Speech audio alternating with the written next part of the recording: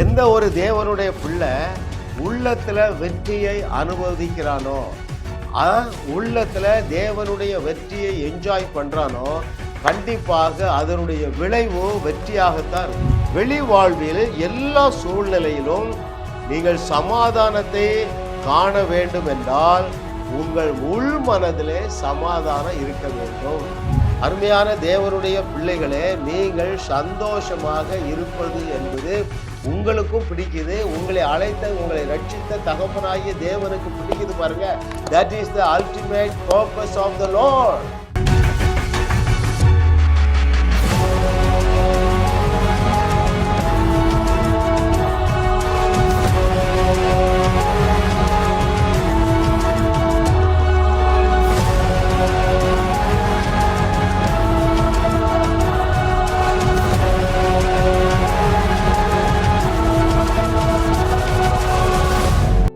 ஜாஸ் ministries வழங்குகிற செய்திகள் சத்தியத்தை சரியாக போதிக்கிறதுனாலே நீங்கள் தொடர்ந்து கேட்கிற நபராக இருந்தால் கீழ்கண்ட ஒரு 1/2 டஜன் ஆசீர்வாதங்களை சுதந்திரித்துக் கொள்ளுவீர்கள். அநேகருடைய சாட்சியும் அதுவாக இருக்கிறது. உதாரணத்துக்கு பாருங்களேன், நீங்கள் எல்லா விதமான இக்கட்டுகளிலிருந்தும் வெளியே வருவீர்கள். That's number 1. இரண்டாவது, நீங்க ஆபீஸ்ல ஒர்க் பண்ணுகிறீர்களா, அந்த ஆபீஸ்ல சீஃப் எக்ஸிகியூட்டிவ் ஆபீசராக தேவனால் அற்புதமாக உயர்த்தப்படுவீர்கள். நீங்கள் ஒரு பிசினஸ் மேனா இருந்தா you will be the top of the world. Elon மஸ்கை விட பெரிய உயர்வை நீங்கள் பெற்றுக்கொள்ளுவீர்கள். ஏன்? மாய மந்திரம்லாம் இல்லப்பா, நாங்கள்லாம் ஒன்றும் விசேஷமானவர்கள் இல்லை. சத்தியத்தை சரியாக போதிக்கிறதுனாலே உங்கள் விசுவாசம் விண்ணை தொடுகிறது. அந்த விசுவாசிக்கிறவர்களுக்கு தான் எல்லாம் சாதகமாக மாறுகிறது. சிலர் நினைக்கலாம், நான் எனக்கு 70 வயசு ஆயிட்டு, 80 வயசு ஆயிட்டு. தடை இல்லை. உங்கள் வயது என்னவாக மாறும்? திரும்ப வாழ வயதாக மாறும் என்று கர்த்தர் சொல்லுகிறார். பிரதர், நான் ஹோம் மேக்கர். தடை இல்லை. நீங்க செய்கிற வேலையை சீரும் சிறப்புமாக செய்வீர்கள். சமையலை சுவையுள்ளதாக செய்வீர்கள். Hallelujah. Oh, thank you Lord for your goodness. நீங்க ஊழியம் செய்கிற நபரா? என்னுடைய செய்திகளை தொடர்ந்து கேட்டுக்கொண்டே இருங்கள். 1000க்கும் அதிகமான செய்திகளை அப்லோட் செய்து வைத்திருக்கிறார்கள். கேளுங்க, கேட்டுக்கொண்டே இருங்கள். நீங்கள் பில்லி கிரஹாமை விட, பென்னி ஹின்னை விட, டிஜிஎஸ் தினகரன் அவர்களை விட மிகப்பெரிய ஊழியங்கள் செய்வீர்கள் என்று கர்த்தர் சொல்லுகிறார். இன்றைக்கு அவருடைய அனந்த ஞானம் என்கிற தலைப்பிலே 182வது அவருடைய அனந்த ஞானம். What is his sovereign wisdom? அவர் எப்படி டிசைன் பண்ணி வைத்திருக்கிறார். உங்க வாழ்க்கைக்கு தேவையான சுகத்தை பெற்றுக்கொள்ள அவர் என்ன டிசைன் பண்ணி வைத்திருக்கிறார்? ஐஸ்வர்யவன் ஆகும்படியாக ஆபிரகாமுடைய பூமி தாங்க முடியாத ஐஸ்வர்யத்தை சுதந்திரித்துக் கொள்ள அவர் எப்படி டிசைன் பண்ணி வைத்திருக்கிறார், அதை குறித்து அறிகிற அறிவுதான். இயேசு சொன்னார் அல்லவா, நீங்கள் நான் செய்ததை செய்வீர்கள், அதை விட பெரிய அற்புதங்களை செய்வீர்கள் என்று சொன்னார். அப்போ அதற்குரிய வழியை அவர் எப்படி டிசைன் பண்ணி வழிவகுத்து வைத்திருக்கிறார் என்பதை நாம் கற்றுக்கொள்ளுகிறோம். அது அவருடைய அனந்த ஞானம். 182வது சத்தியம், உள் வெற்றியே வெளி வெற்றி. Inside out. எந்த ஒரு தேவனுடைய பிள்ளை உள்ளத்துல வெற்றியை அனுபவிக்கிறானோ, உள்ளத்துல தேவனுடைய வெற்றியை என்ஜாய் பண்றானோ, கண்டிப்பாக அதனுடைய விளைவு வெற்றியாகத்தான் இருக்கும். சரிங்களா? அதைத்தான் ஆவியானவர் நமக்கு கற்றுத்தர போகிறார். ஏன் தெரியுமா? உள் மனதில் தான் வெற்றியின் ஊற்று துவங்குகிறது. நான் திரும்ப சொல்லட்டுமா? பாருங்கள், ஒரு நல்ல அழகான மரத்துல அழகான பழங்கள் அல்லது அழகான பூக்கள் இருக்கின்றன. அதனுடைய வெற்றி முதலாவது எங்க துவங்கிற்று? வேர்ல துவங்கிற்று. ரைட்? அடிவேர்ல, ஆணி வேர்ல துவங்கிற்று. ரைட்?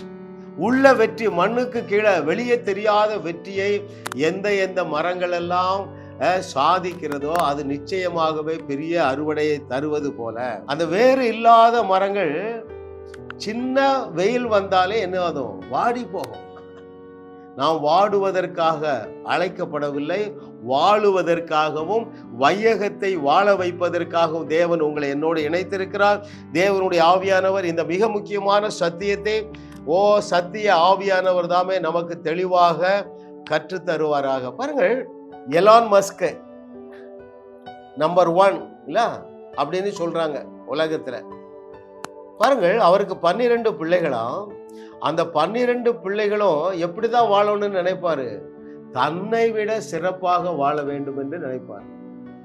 நான் சின்ன வயசுல கஷ்டப்பட்டு தான் சம்பாதிச்சேன், ஆனால் அத்தனை பேரும் வயக்காட்டுல போய் வேலை செய்யுங்க, ஏர் உழுங்க அப்படிலாம் சொல்ல மாட்டார். ரைட்?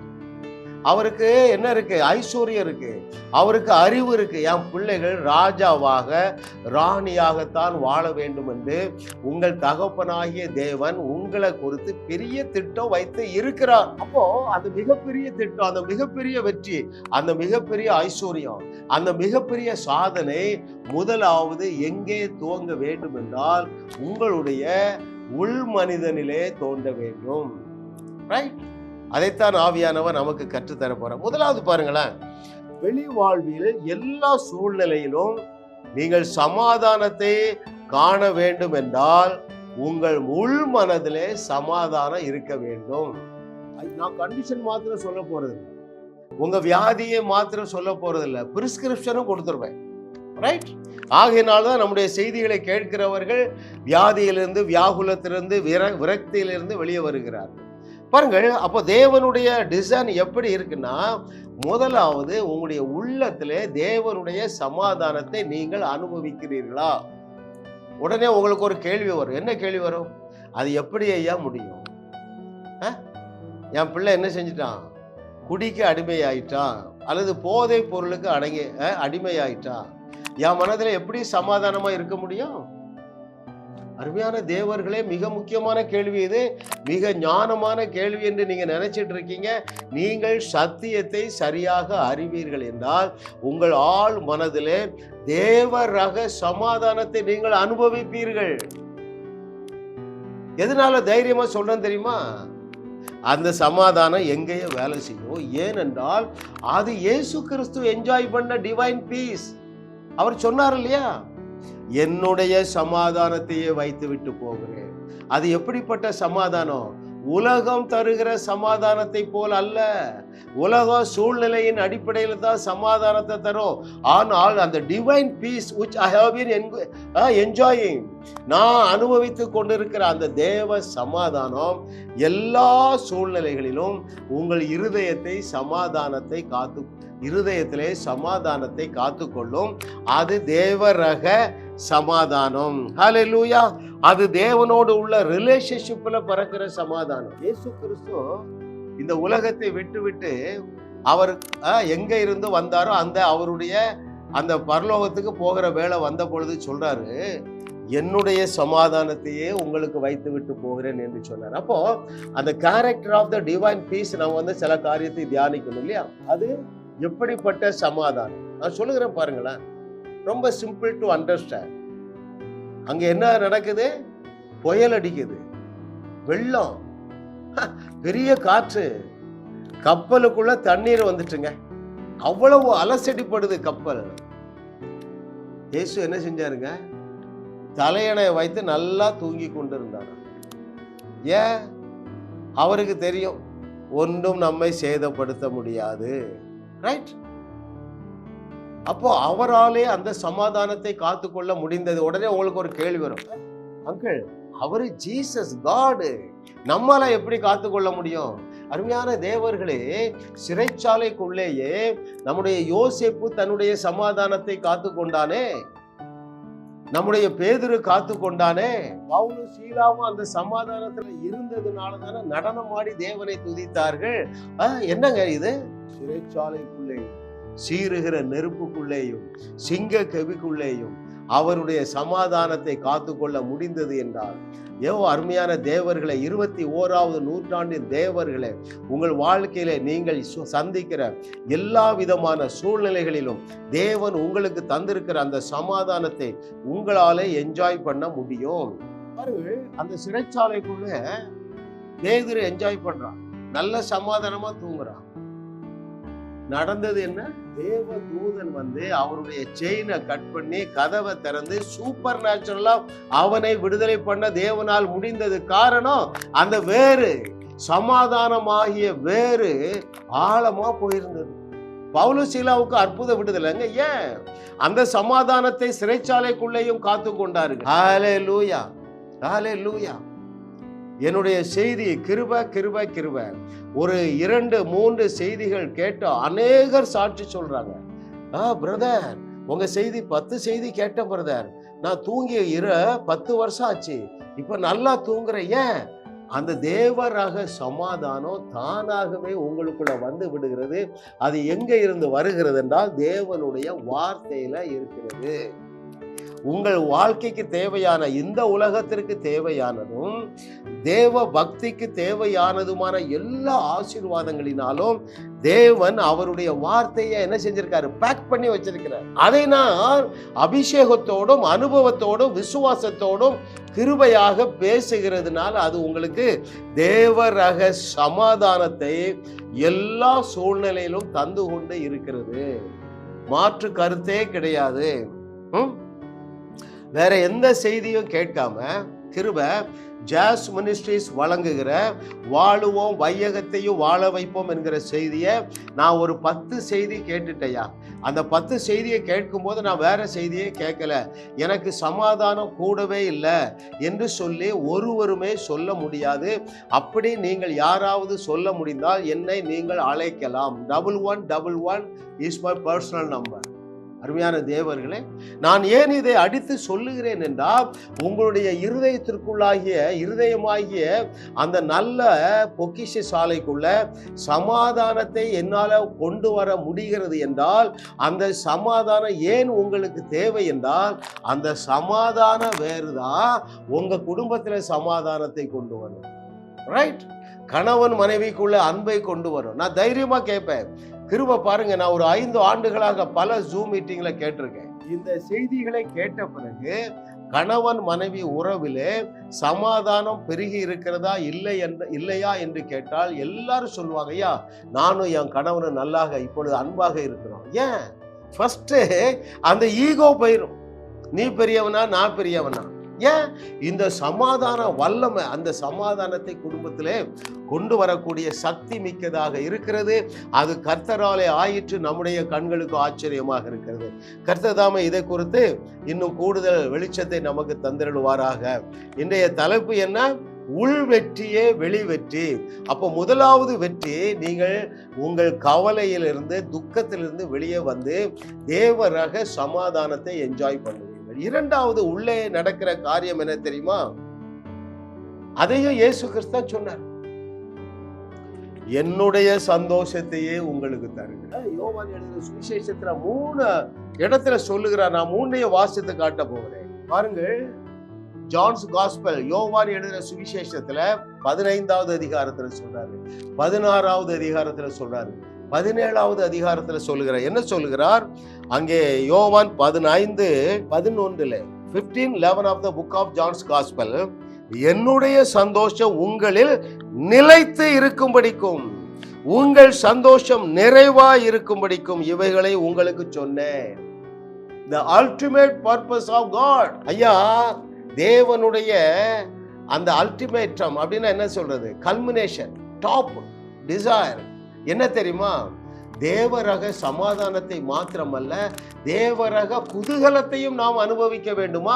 அந்த சந்தோஷமாகிய குதூகலம் தேவன் அனுபவிக்கிற குதூகலம். திரியேக தேவ நடனத்துல அவர்கள் எந்த ரகமான சந்தோஷத்தை அனுபவிக்கிறார்களோ அந்த சந்தோஷத்தை நீங்கள் அனுபவிக்க முடியும், அனுபவிக்க வேண்டும். அதுதான் கர்த்தருடைய விருப்பம். அந்த சந்தோஷம் இயேசு கிறிஸ்து தருகிற சந்தோஷம். ஹல்லேலூயா.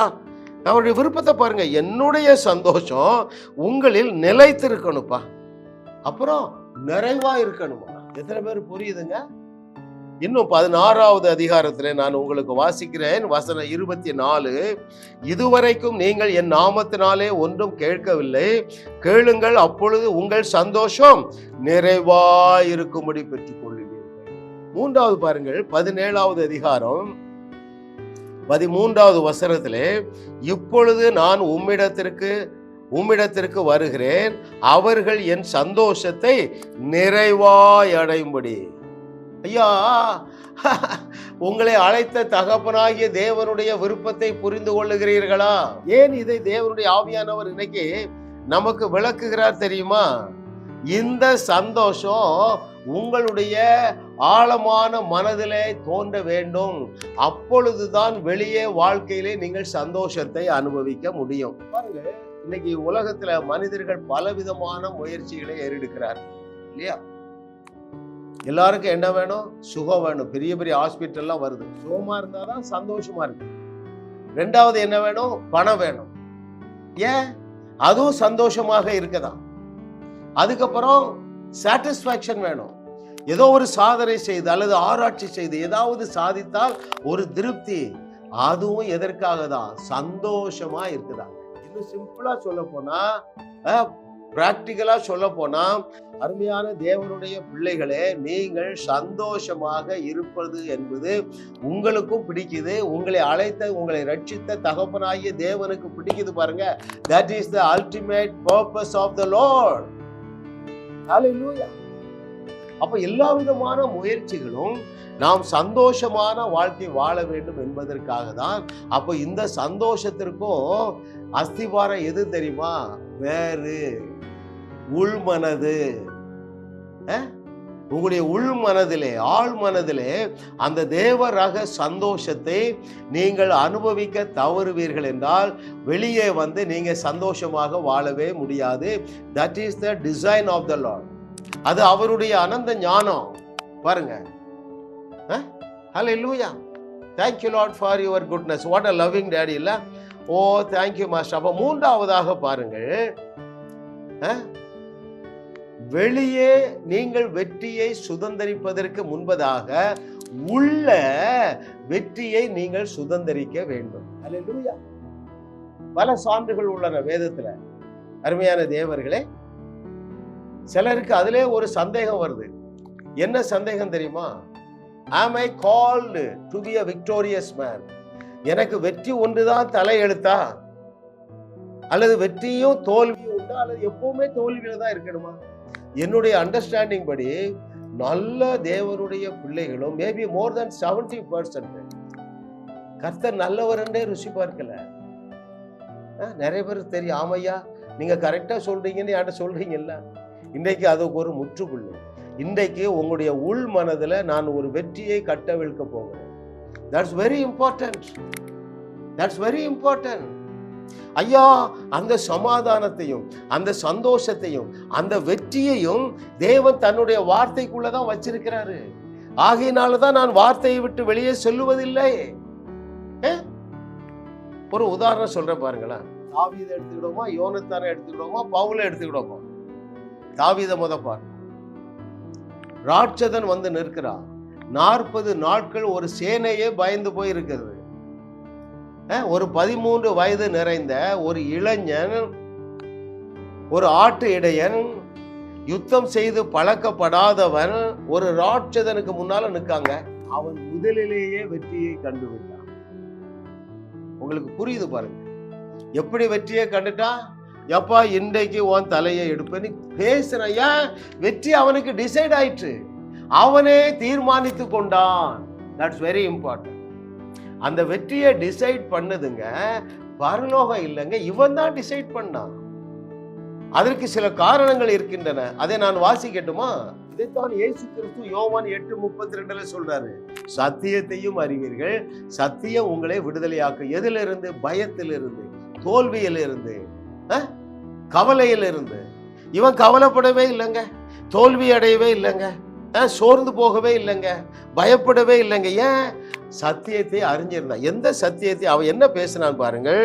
நீ நிந்தித்த இஸ்ரவேலுடைய இராணுவங்களின் தேவனாகிய சேனைகளின் கர்த்தருடைய நாமத்துல வருகிறேங்கிற. அப்போ ஃபர்ஸ்ட் அவன் எந்த சத்தியத்தை அறிந்திருந்தான் என்றால், அவன் ஆராதித்த கர்த்தருடைய நாமத்துல வெற்றி இருக்கிறது என்பதை அறிந்திருந்ததுனால முதலிலேயே உள்ளேயே வெற்றியை பார்த்துட்டான்.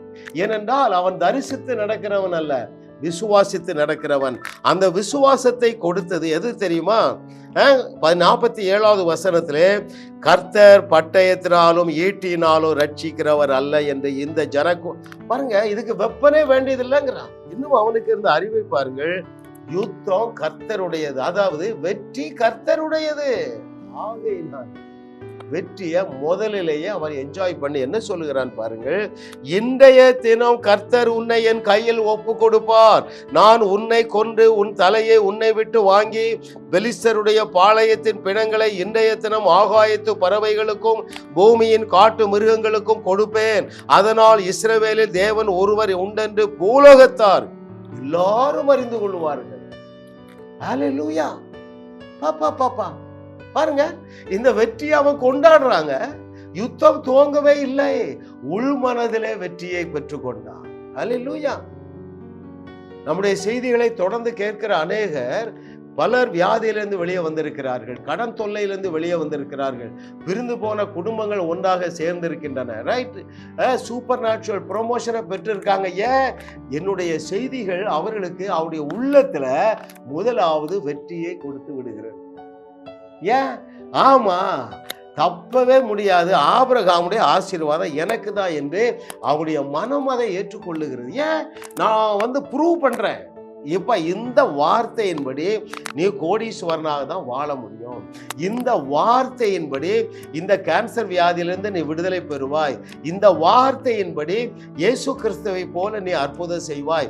இந்த வார்த்தையின்படி நீ வையகத்தை வாழ வை. அப்ப வார்த்தைய நான் ஆழமாக அனுபவத்தோடும் விசுவாசத்தோடும் அபிஷேகத்தோடும் உங்களுக்கு போதிக்கிறதுனால உங்க உள்ள நீங்கள் வெற்றியை முதலிலேயே கண்டுகொள்ளுகிறீர்கள். ஆகையினால்தான் ஆண்டவராய் இயேசு கிறிஸ்து சொன்னார்.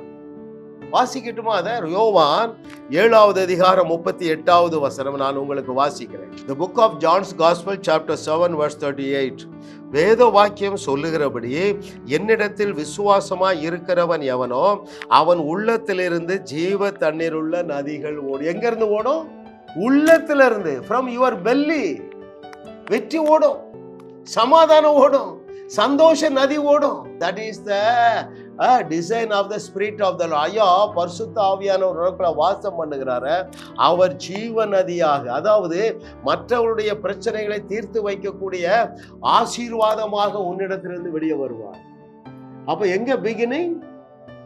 எங்க ஆரம்பங்க? உங்களுடைய உள்ளத்துல. ரைட்? கர்த்தரை தெய்வமாக கொண்ட நாம் பாக்கியவான்கள். ஏன் தெரியுமா? உலகத்துல வேற எந்த ஒரு ஜாதிக்கும் இல்லாத அவருடைய வார்த்தை நமக்கு கிடைத்திருக்குங்க. வார்த்தை கிடைச்சிருக்கு. ரைட்? இந்த வார்த்தைக்கு ஈடாக இந்த வையகத்துல வேற எதுவுமே கிடையாதுங்க. இருபுறமும் கருக்குள்ள எந்த பட்டயத்தை காட்டிலும் கூர்மையான பட்டயமாகிய தேவனுடைய வார்த்தையை வைத்து கொண்டு பரிதாபமாக வாழாதீர்கள், ஏழையாக வாழாதீர்கள். கவலையோடு துக்கத்தோடு நிந்தையோடு வெட்கப்பட்டு துக்கப்பட்டு அவசியமே இல்லைங்க, அவசியமே இல்லை. Very very simple. கேக்குறீங்க, ஐயா நான் கனடாவில் இருக்கிறேன், என் பையன் அமெரிக்காவில் இருக்கிறான், தவறான தொடர்பு வச்சிருக்கிறான். சகோதரியே, நீ சத்தியத்தை அறிஞ்சா போதும், உன் பையன் நல்லவனா மாறிடுவான். அப்படிதான் எழுதியிருக்குங்க. சத்தியத்தை அறிவீர்கள், சத்தியம் உங்களை விடுதலையாக்கும். உங்க குடும்பத்துல ஒருவர் சத்தியத்தை அறிஞ்சா போதுங்க. ரைட்? அது எப்படி பிடிக்கும்? அப்படியே பறந்து போய் உங்க குடும்பத்தில் இருக்கிற அத்தனை பேரையும் ஆசீர்வதிக்கக்கூடிய இந்த தேவனுடைய வார்த்தைக்காக நான் தேவனை துதிக்கிறேன். எல்லாமே இதுல இருந்தா துவங்குதுங்க. ஆமா ஆமா ஆமா ஆமா. நீங்க இந்த வசனத்துக்கு வெளியே நீங்கள் எதையுமே தேட வேண்டிய அவசியம் இல்லை. இந்த வசனம் தான் என்ன செய்யும்? உங்களுடைய மனதை புதிதாக்கும். மனசு உள்ளதா இருக்கு, அந்த மனதை புதிதாக்குவது எது? இந்த தேவனுடைய வார்த்தை. மனம் புதிதாகுதல் என்றால் என்ன? எழுதி தந்திருக்கிற வார்த்தையை ஏற்றுக்கொள்வதுதான் மனம் புதிதாகுதல். ஹல்லேலூயா. ஐயா, இதற்காகவே தேவன் உங்களை என்னோடு இணைத்திருக்கிறார். You cannot live an ordinary life.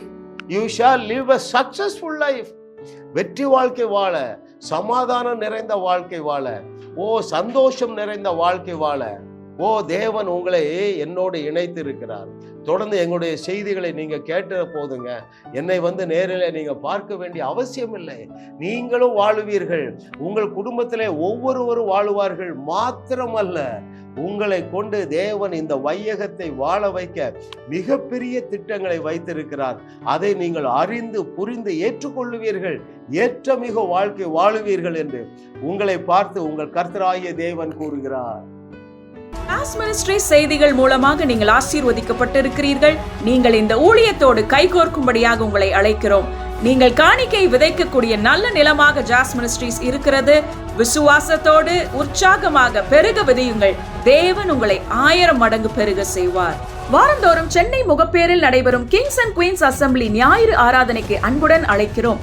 சத்தியத்தை சரியாக அறிந்து வெற்றி வாழ்க்கை வாழுவீர்கள்.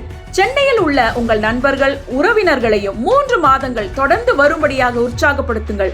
முற்றிலும் ஜெயமான வாழ்க்கை வாழுவார்கள்.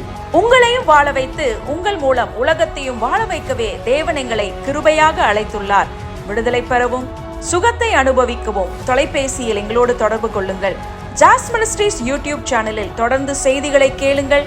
சப்ஸ்கிரைப் செய்யுங்கள். வீடியோக்களை லைக் செய்து பலரோடு பகிர்ந்து கொள்ளுங்கள். அவர்களும் ஆசீர்வதிக்கப்படட்டும்.